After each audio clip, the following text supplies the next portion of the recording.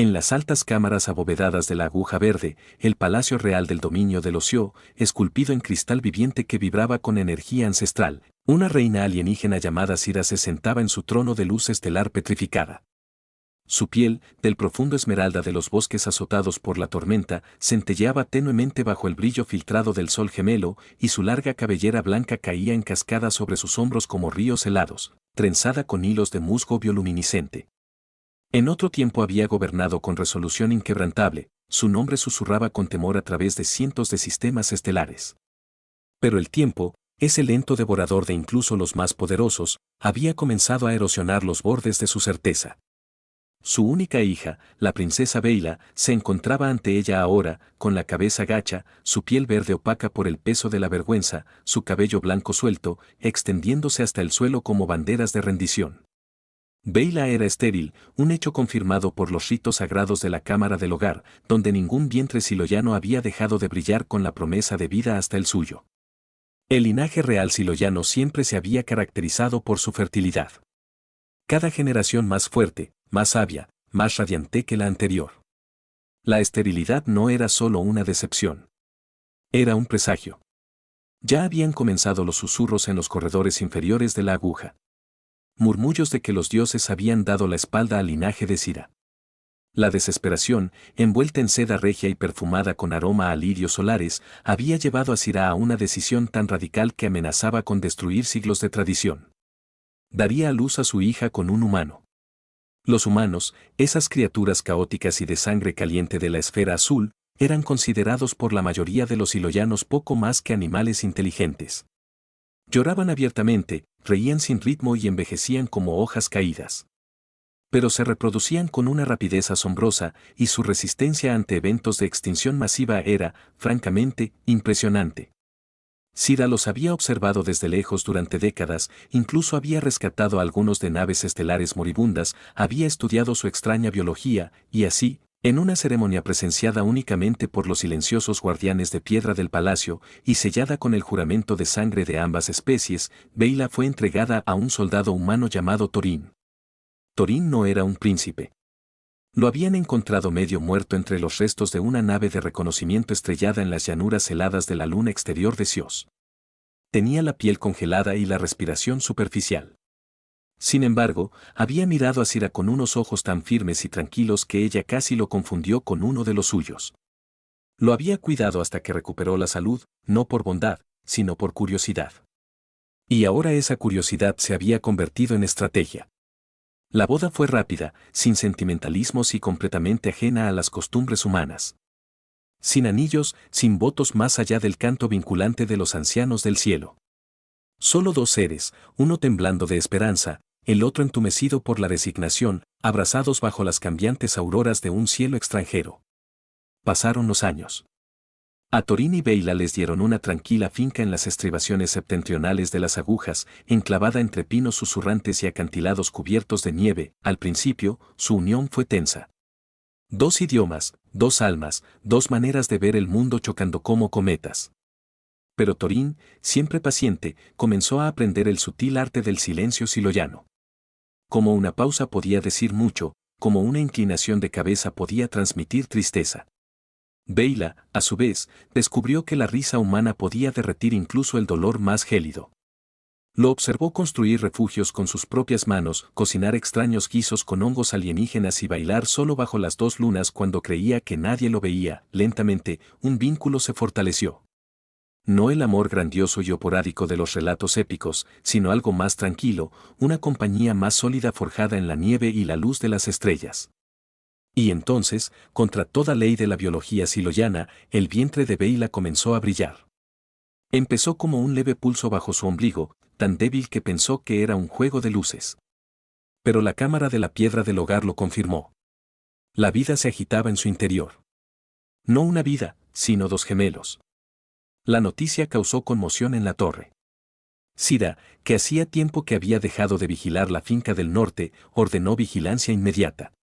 Observó a través de orbes de evidencia cristalinos cómo Beyla se hinchaba de embarazo. Mientras Torren se arrodillaba a su lado cada noche para tararear nanas, mientras la nieve caía suavemente sobre su cabaña como una bendición. Cuando nacieron los gemelos, envueltos en capas de hilo de aurora tejido. Sus llantos resonaron por los valles de la montaña como música. Eran diferentes a todo lo que los hiloyanos habían visto jamás. Su piel tenía un pálido matiz verdoso, con un tenue destello dorado de la herencia paterna. Su cabello era blanco como la nieve fresca, con mechones castaños cálidos. Sus ojos, gemelos, tenían iris como ámbar fundido. Los otros, como profundos pozos del bosque, contenían tanto emoción humana como la quietud siloyana. Rieron entre dientes. Arrullaban, extendían las manos hacia las estrellas a través de las ventanas escarchadas de su habitación.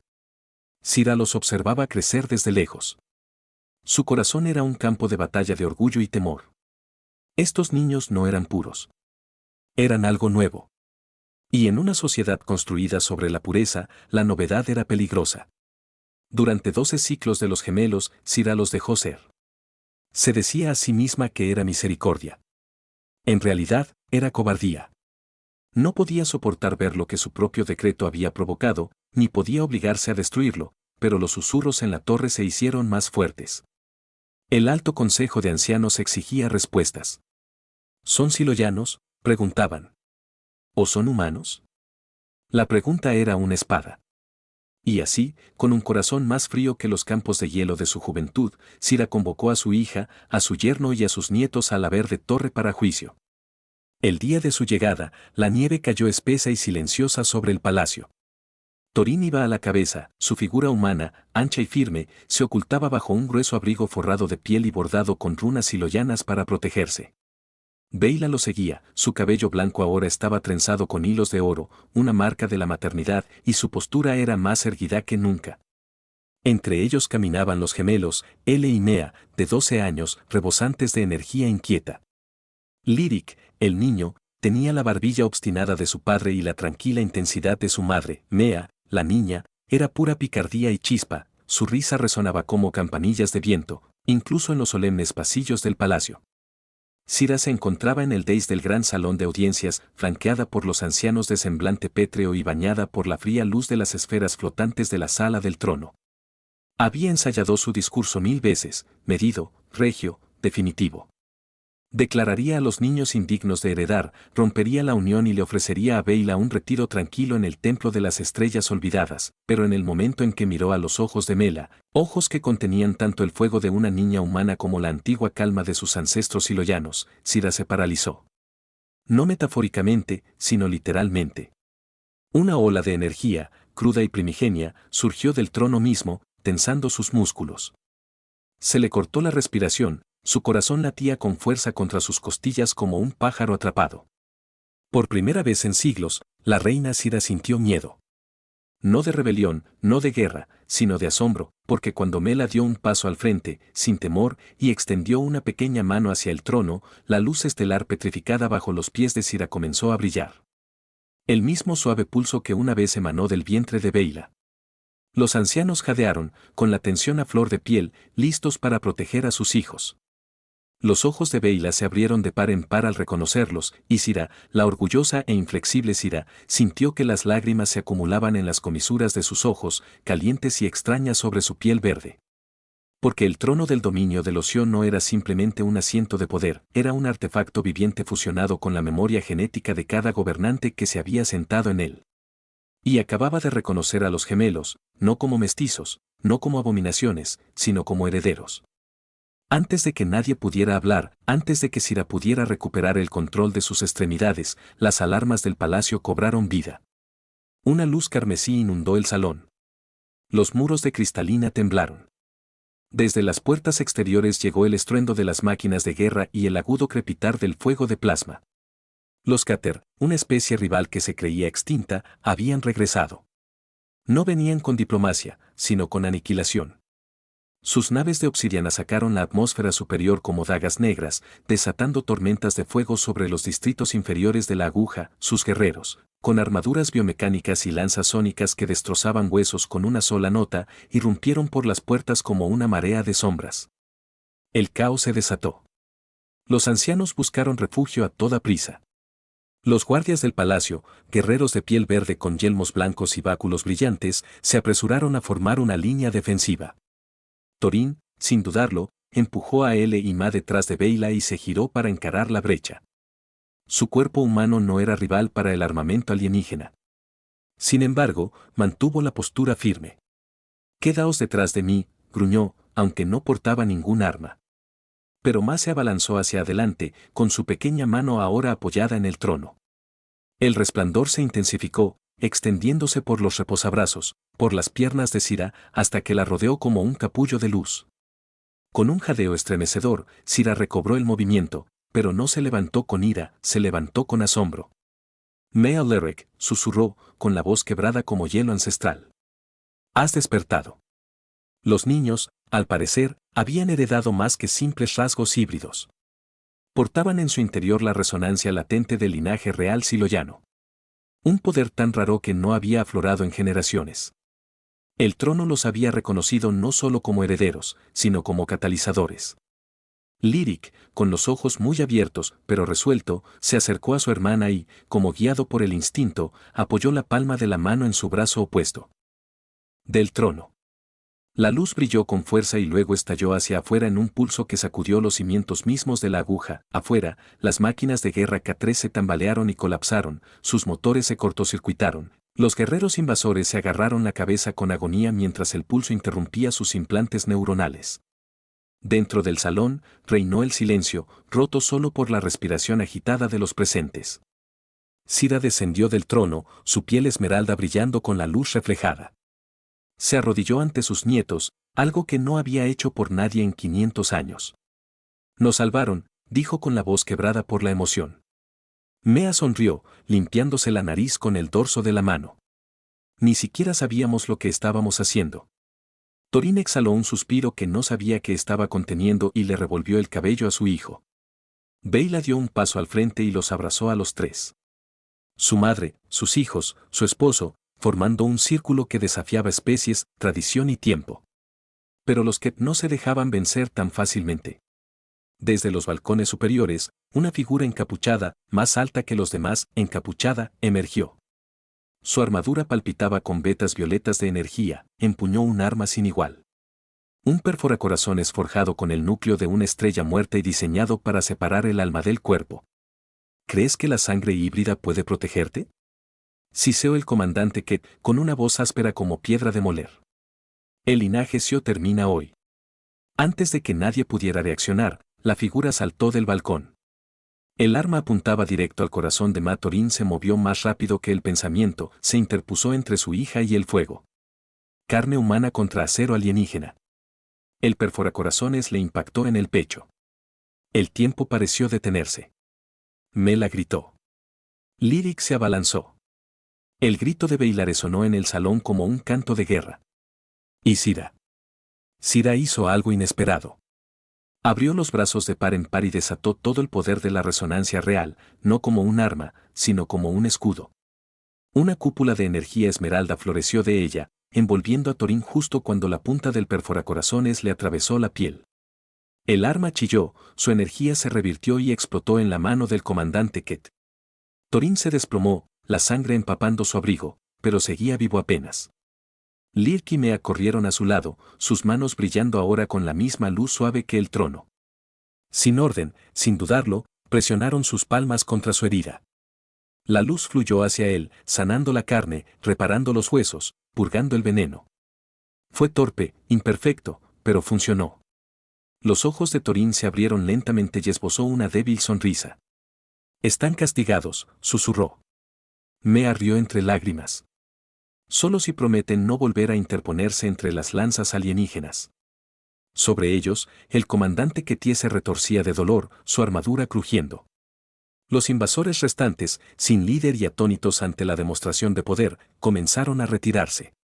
Pero Sira sabía que esto era solo el principio. Los Kettie no abandonarían su venganza, y ahora sabían de los gemelos. Más tarde esa noche, mientras los sanadores atendían a los heridos, la nieve seguía cayendo sobre la aguja, marcada pero aún en pie. La familia real se reunió en una cámara privada calentada por fumarolas. Thorin yacía sobre un suave colchón, envuelto en musgo curativo, bebiendo un té amargo preparado con raíces de montaña. Beyla le sostenía la mano, con una expresión que mezclaba alivio y un miedo persistente. Sira estaba junto a la ventana, mirando las estrellas. Por primera vez en siglos, se sintió pequeña, no débil, pequeña. El universo era más vasto, más extraño y más hermoso de lo que se había permitido creer. Me equivoqué, dijo al fin, sin volverse. Beyla alzó la vista. ¿Sobre qué?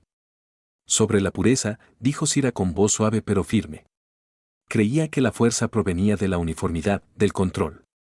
Pero, mírate. Míralos. Señaló a los gemelos, que ahora jugaban a ver quién brillaba con más intensidad. No eres la mitad de nada.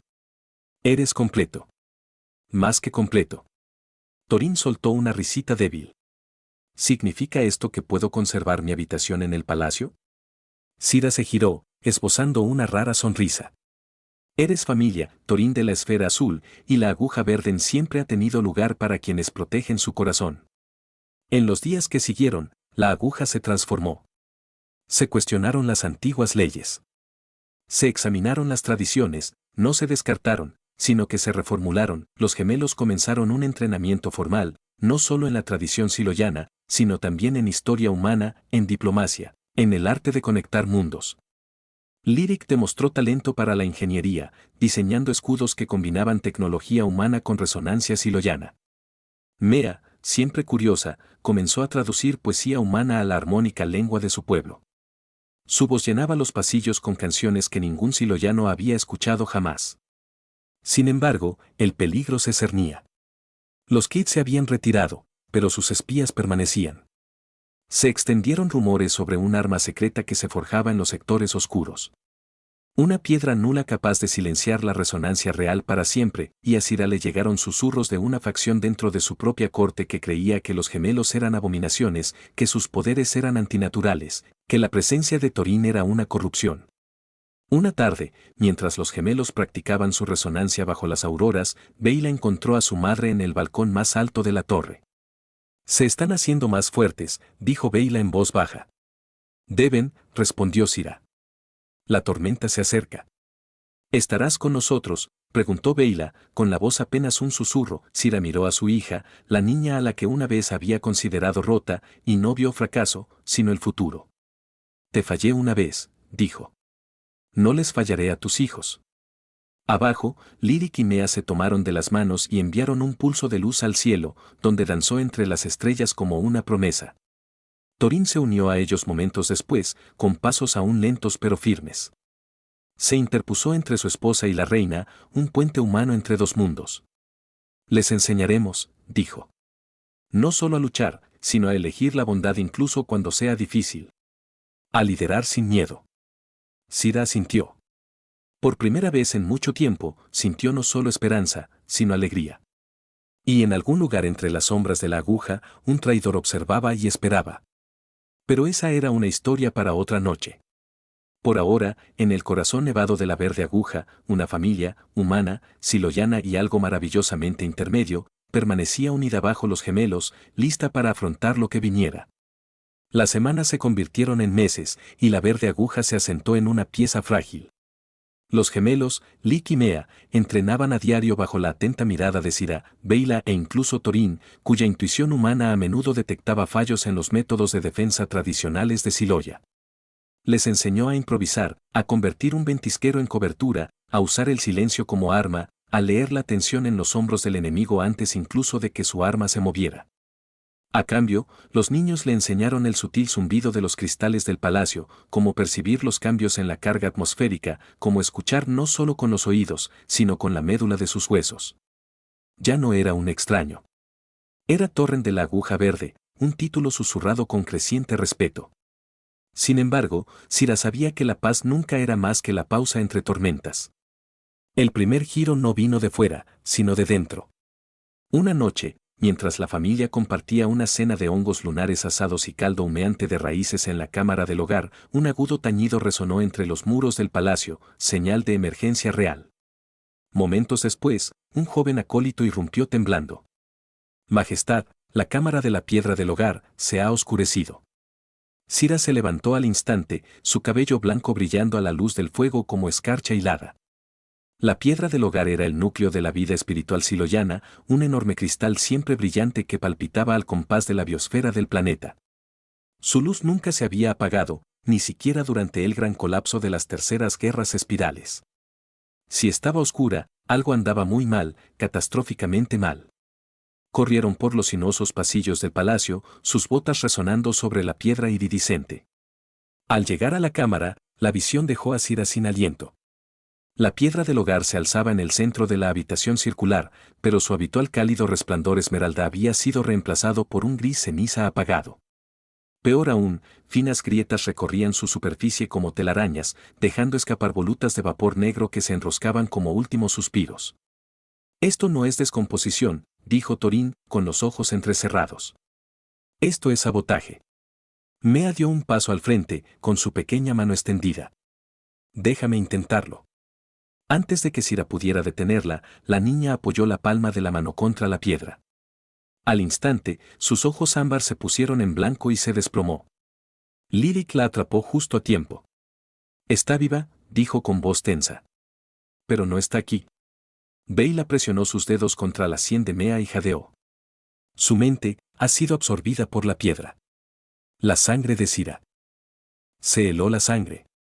Solo existía un ritual capaz de atrapar una conciencia dentro de la piedra del hogar, el vínculo del eco, una antigua práctica prohibida, usada únicamente para aprisionar a los traidores durante el cisma de sangre. Pero ese derecho requería sangre real y un conocimiento profundo de la red de resonancia del palacio. Alguien dentro de la aguja lo había hecho. Mientras los sanadores estabilizaban el cuerpo de Mea, Cira convocó al alto consejo en secreto.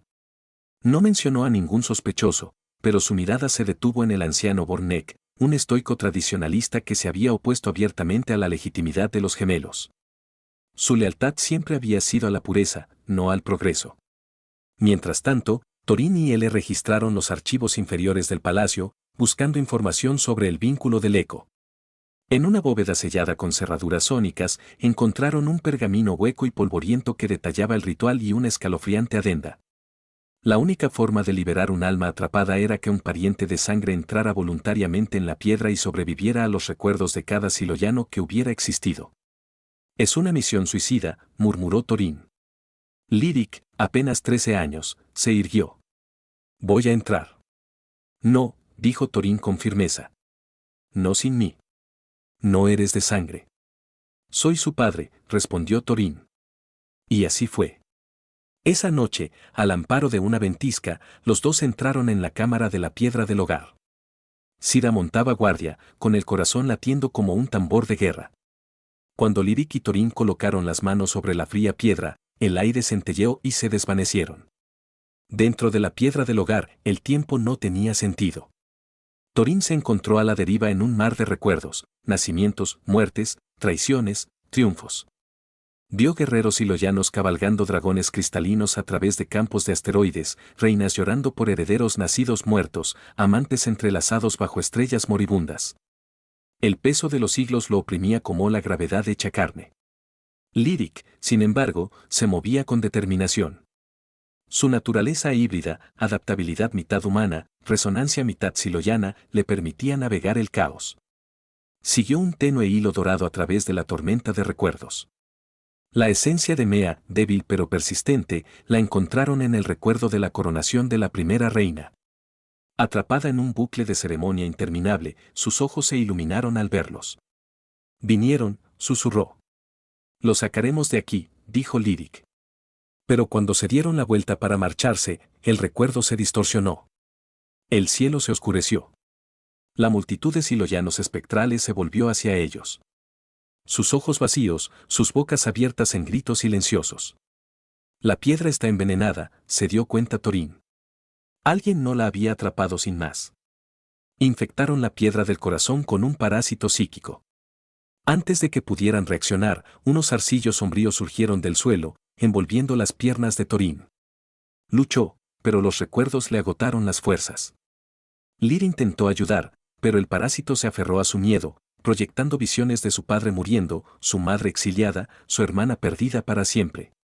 Justo cuando la desesperación amenazaba con engullirlos, una voz resonó en medio del caos: recuerden quiénes son. Era Mea, pero no la niña que conocían. Esta mea se erguía imponente, con los ojos llameando con fuego ancestral. Metió la mano en el núcleo del parásito y tiró. Una luz explotó. De vuelta en la cámara, los tres salieron de la piedra. Jadeando, la piedra del corazón parpadeó y luego se reavivó, con un brillo esmeralda más intenso que nunca. Las grietas se sellaron. El vapor negro se desvaneció. Pero la victoria fue efímera. Desde las sombras de la entrada de la cámara, el anciano Bornak dio un paso al frente. No estaba solo, sino flanqueado por una docena de guardias con insignias que grabadas en sus armaduras, su rostro era sombrío. Intenté advertirte, Sira, dijo. La sangre híbrida nos debilita, invita a la corrupción. Los que te ofrecieron la paz y entregábamos las abominaciones. Los ojos de Sira se entrecerraron. Traicionaste a tu propio pueblo. Yo lo salvé, Borax escupió. Los que tienen la piedra nula. En 3 días, se activará en la convergencia celestial. Un momento en el que toda la resonancia siloyana alcanza su punto máximo. Silenciará nuestro linaje para siempre. A menos que les entreguemos a los gemelos. Torín se interpuso entre el anciano y sus hijos. Su cuerpo humano, sin armadura pero sin miedo. No los toques. Borax sonrió levemente. Te equivocas, humano. Ya están marcados. Chasqueó los dedos. Él y Ma gritaron al unísono, llevándose las manos al pecho. Venas negras comenzaron a extenderse bajo su piel. La misma corrupción que había infectado la piedra del hogar. El parásito no solo estaba en la piedra, dijo Borak. Estaba en el ritual, y ahora está en ellos. El mundo de Sira se hizo añicos. Cayó de rodillas junto a sus nietos, con las manos temblorosas mientras tocaba sus frentes febriles.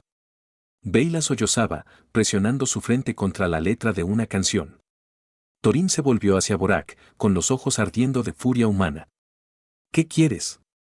Los que llegarán al amanecer, dijo Borak. Entreguen a los niños y la aguja vivirá. Desafíenlos y todos arderemos. Salió, cerrando la cámara tras de sí. Durante horas buscaron una cura. Sira escudriñó textos prohibidos. Beyla cantó armonías curativas transmitidas de generación en generación. Torín mezcló antídotos humanos con extractos de musgo siloyano, aferrándose a una esperanza vana. Nada funcionó. El parásito se fortaleció, alimentándose de la resonancia de los gemelos. Cuando los primeros rayos del alba tiñeron la nieve de rosa y oro, Mela abrió los ojos. No es un parásito, susurró. Todos se quedaron paralizados. Es una semilla, añadió L, con voz débil pero clara. Los que no querían matarnos. Querían controlarnos. La mente de Sira trabajaba a toda velocidad. La piedra nula no destruía la resonancia. La secuestraba, convirtiendo a sus portadores en marionetas. Si los gemelos se infectaban antes de la convergencia, su poder amplificaría el alcance de la piedra nula, esclavizando a todos los siloyanos del planeta. Pero Mela sonreía levemente. No saben lo que han hecho, dijo. ADN humano. No obedece las reglas siloyanas. Nuestras células se defienden. El parásito no puede echar raíces. Está mutando. Los ojos de Torín se abrieron de par en par, ¿mutando cómo? Lyric se incorporó. Las venas negras ahora brillaban con oro. Se estaba convirtiendo en algo nuevo, algo nuestro. En ese momento, sonaron las alarmas del palacio. Los que habían llegado. Cientos de sus naves de obsidiana flotaban sobre la aguja, sus cascos erizados de emisores de piedra nula. En la nave central, un enorme cristal pulsaba con energía negra violeta, el corazón mismo de su arma. Sira tomó su decisión. Llévenlos a la aguja cumbre, ordenó. El punto más alto. Si la convergencia va a ocurrir, ocurrirá allí. Mientras los guardias leales a Sira contenían a los comerciantes Borax, la familia huyó hacia arriba a través de pasadizos secretos conocidos solo por la realeza. La aguja cumbre era una plataforma abierta donde los hijos gemelos se alineaban una vez cada siglo. Mañana, pero los que habían acelerado su plan. Las energías celestiales ya se estaban acumulando afuera. El cielo se agitaba con tormentas antinaturales. El comandante Ket, con el brazo curado y la armadura reforjada, se erguía en la nave principal, su voz resonando a través de los amplificadores. Ríndete, reina Sira, o verás cómo tu mundo cae en el silencio eterno. Sira se acercó al borde de la plataforma, el viento azotando su cabello blanco. ¿Crees que el silencio es poder?, gritó. Nunca has oído reír a un humano. Nunca has sentido las nanas de una madre, nunca has conocido el amor que trasciende especies. Se volvió hacia su familia. Thorin, sosténlas. Él tomó a Lyric y a Mea en brazos mientras comenzaban a brillar.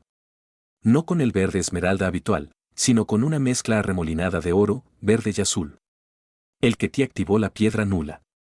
Una ola de silencio opresivo barrió el planeta. Pájaros cayeron del cielo. Los cristales se atenuaron. Incluso el viento pareció contener la respiración. Pero en la aguja más alta, el brillo se intensificó. El ADN híbrido de los gemelos, impredecible, resistente y desafiante, comenzó a reescribir el código de los parásitos. En lugar de silenciar la resonancia, sus cuerpos la transformaron. La energía de la piedra nula se invirtió, regresando hacia la flota Ket. Los ojos del comandante se abrieron con horror al ver cómo su propia arma se volvía contra él. El cristal violeta se agrietó y explotó en un destello de luz inofensiva. La nave Ket se estrelló contra la nieve. Sus tripulaciones estaban aturdidas, pero vivas. El silencio regresó, pero esta vez era pacífico. Tras la batalla, Bornak fue encarcelado. Sus seguidores se dispersaron. La aguja, aunque marcada por las cicatrices, se mantenía más fuerte que nunca. La mutación de los gemelos, ahora llamada cepa de armonía, se extendió lentamente entre la población, no como una enfermedad, sino como una evolución. Los iloyanos comenzaron a soñar con colores que nunca habían visto. Sintiendo emociones que habían reprimido durante mucho tiempo. Las rígidas líneas entre especies, entre tradición y cambio, comenzaron a difuminarse. Sira, otrora guardiana de la pureza, ahora presidía un renacimiento. Declaró una nueva era, la era de la luz fusionada. Thorin, ya no solo un soldado o un esposo, se convirtió en el primer guardián de la armonía. Encargado de enseñar a los niños humanos y siloyanos el valor de la diferencia. Y en las noches tranquilas, cuando las auroras danzaban sobre las montañas, la familia se reunía en la aguja más alta. Lyric trasteaba con los escudos de resonancia. Mea recitaba poemas humanos en lengua armónica. Beyla se recostaba en el hombro de Thorin, su cabello blanco mezclándose con sus oscuros rizos. Y Sira los observaba. Con el corazón lleno. Su trono ya no era una semilla de poder, sino un lugar de pertenencia. Sin embargo, más allá de las estrellas, en las ruinas de Anradner que Eriechua ha destrozado, un núcleo de datos cobró vida. Un mensaje codificado en lenguas muertas se transmitió al vacío. No están solos. Los híbridos caminan entre nosotros. Preparad la cuna. Pero esa es otra historia, los años fluyeron como agua de deshielo por las laderas de la verde aguja, labrando nuevos caminos. A través de la piedra antigua. Las cicatrices de la guerra, tanto externas como internas, nunca desaparecieron del todo, pero se convirtieron en parte de la historia del palacio como vetas en el cristal. La tensión de la armonía, antaño temida como contaminación, floreció en una silenciosa revolución. Los niños iloyanos ahora reían con espontaneidad humana, debatían con curiosidad humana y soñaban con audacia humana. A cambio, los enviados humanos, recibidos por primera vez como iguales, aprendieron las artes iloyanas de la quietud, la resonancia y la escucha profunda. La galaxia observaba, perpleja, como el dominio XY, otrora aislacionista, abría sus puertas cristalinas al universo, no como conquistadores, sino como parientes. En el centro de todo, se encontraba la familia que había desafiado al destino. L, ahora de 20 años, se había convertido en una silenciosa fuerza de invención. Diseñó el primer motor de resonancia híbrida, un dispositivo que combinaba la mecánica terrestre con la bioenergía siloyana, permitiendo a las naves viajar no solo por el espacio, sino también a través de frecuencias emocionales. Los pilotos reportaron vuelos más suaves, pensamientos más claros e incluso sueños compartidos durante largos viajes. Trabajó junto a ingenieros de una docena de especies. Su taller era una sinfonía de herramientas tintineando y núcleos de energía zumbando. Y siempre que la duda se instalaba, siempre que temía no ser lo suficientemente siloyano o lo suficientemente humano, recordaba la voz de su padre: no tienes que elegir. Puede ser ambos. Yo, siempre la chispa, me convertí en la embajadora más joven del dominio. Mis discursos, impregnados de poesía humana y resonancia armónica siloyana, conmovían hasta las lágrimas a los diplomáticos más curtidos. Viajé a colonias humanas, puestos de avanzada siloyanos y mundos neutrales por igual, enseñando el lenguaje de la empatía, llevaba un pequeño relicario alrededor del cuello. Dentro, un fragmento de la piedra del hogar original y un trozo de granito terroso, unidos como una promesa. Cuando le preguntaban qué era, sonreía y decía, soy lo que sucede cuando dos mundos deciden escucharse. Beyla, otrora abrumada por la vergüenza, ahora recorría los pasillos del palacio con la cabeza en alto, su cabello blanco entrelazado con hilos de oro y cobre, símbolos de su doble legado.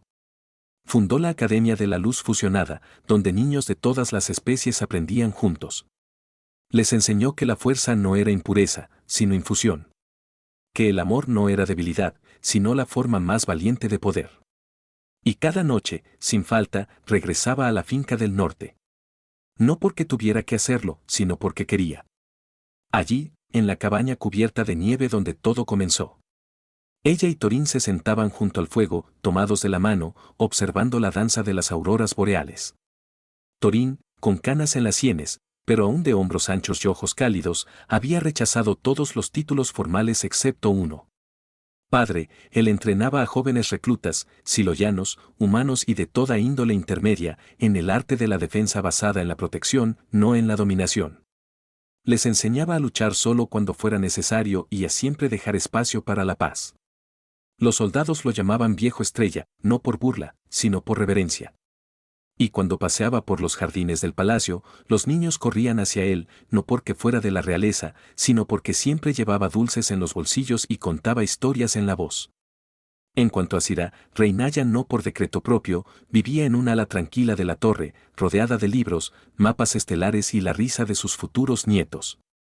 Había abdicado el día del primer festival de la armonía, colocando la corona no sobre su propia cabeza, sino sobre Meas. La multitud rugió, no de sorpresa, sino de alegría. Por primera vez en la historia siloyana, el trono se heredaba no solo por sangre, sino también por corazón. Pero la verdadera prueba de la paz no provino de la guerra, sino del asombro. Una primavera, mientras los ríos helados se derretían y las flores de montaña se desplegaban en tonos violetas y plateados, una extraña señal pulsó a través de los sectores exteriores. Un suave zumbido rítmico, diferente a cualquier idioma conocido. No contenía ningún mensaje. Una amenaza, solo una pregunta. ¿Están listos? Los escaneos revelaron una nave de diseño imposible que flotaba en el borde del espacio siloyano. No portaba armas ni insignias, solo un símbolo grabado en su casco. Dos círculos entrelazados, uno verde, otro azul. Lyric y Mea, ahora corregentes del dominio, fueron a su encuentro a solas. Dentro encontraron seres como nunca antes habían visto, altos, luminosos, con piel de ópalo y ojos que contenían galaxias. Se hacían llamar los guardianes de la cuna. Hemos observado, dijo su líder, con voz de viento entre árboles ancestrales. Sembramos vida en incontables mundos, no para dominar, sino para ver qué surgiría del encuentro de las culturas. Los que malinterpretaron nuestro propósito. Buscaban el control. Pero ustedes eligieron la conexión. Los guardianes no ofrecieron tecnología, ni armas, ni tratados, solo una invitación a unirse a una sinfonía galáctica de civilizaciones fusionadas. Cada uno único, cada uno valioso, todos aprendiendo unos de otros. Mea se volvió hacia su hermano. ¿Qué decimos? Lyric sonrió. Decimos que sí, pero solo si prometen enviar a alguien que nos enseñe a hornear ese pastel de frutas del que Torren siempre habla. De vuelta en Sios, la familia se reunió una vez más en la aguja más alta. No para la batalla, sino para la celebración. La llegada del guardián marcaba el comienzo de una nueva era, una en la que el dominio de Silo ayudaría a guiar a otros mundos a través del desordenado y hermoso caos de la unidad. Mientras los gemelos descendían bajo los picos nevados, pintando el cielo de rosa y esmeralda, Sira tomó la mano de Torín. Tenías razón, dijo suavemente. El amor es el poder más valiente, él apretó sus dedos. No, eso fue todo obra tuya, Majestad. Ella rió. Un sonido tan raro y brillante que hizo vibrar los cristales en respuesta. Debajo de ellos, el palacio resplandecía con vida. Los niños jugaban en los patios, sus risas mezclaban la alegría humana con el canto siloyano. Beyla caminaba del brazo de un diplomático humano. Enfrascado en una conversación, Lyric trasteaba con un nuevo escudo de resonancia mientras Ma recitaba un poema a un grupo de estudiantes con los ojos muy abiertos. Y en lo alto, la nave del guardián liberó 1000 linternas flotantes. Cada una portaba una semilla de un mundo diferente, caían como copos de nieve, sembrando el futuro en la tierra del presente. Años después, cuando los historiadores escribieran sobre esta época, no la llamarían la era de la guerra ni la era del silencio. La llamarían la era de la luz fundida, y contarían la historia de una princesa estéril. Un soldado humano, una reina obstinada y dos niños imposibles que enseñaron a las estrellas a cantar juntas. Y en una cabaña tranquila al borde de la montaña, un anciano y una anciana se sentaban junto al fuego, viendo a sus bisnietos perseguir auroras boreales sobre la nieve. De piel verde y cabello castaño, cabello blanco y ámbar.